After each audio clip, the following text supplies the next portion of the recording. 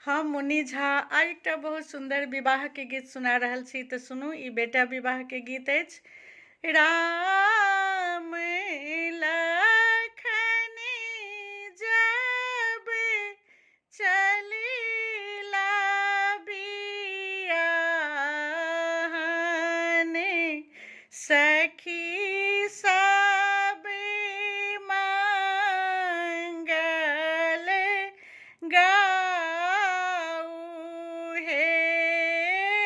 राम लखन दोनों चलिला बियाहन, दशरथ जी सजु बड़िया, तहे जब श्री राम जी जनकपुरी आयल, चेरिया कलसी ने ठारी हे। देबहु में देबहु चिड़िया सोना के कंगनी, मासिया जी के मरीबा देखाऊ हे। जब श्री राम जी मरबे बीचे आयल, पंडित मंत्र पढ़ल हे।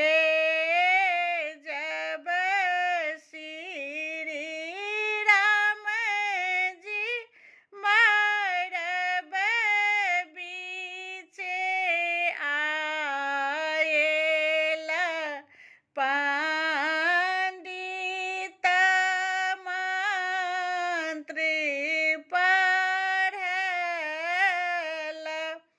हे। जब श्री राम जी को बड़ी घड़ी आयल, सरी होई जछकल दुआरी हे।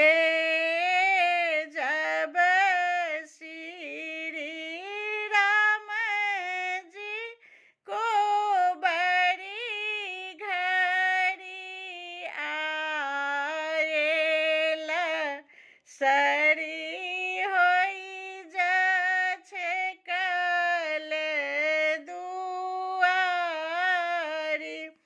हे।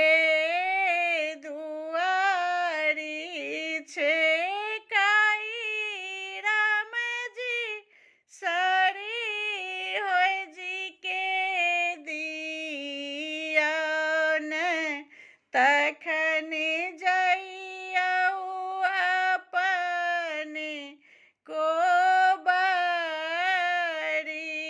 हे।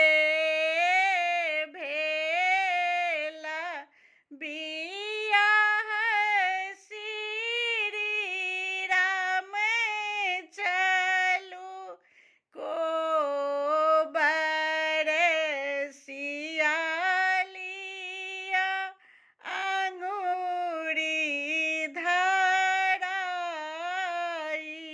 है।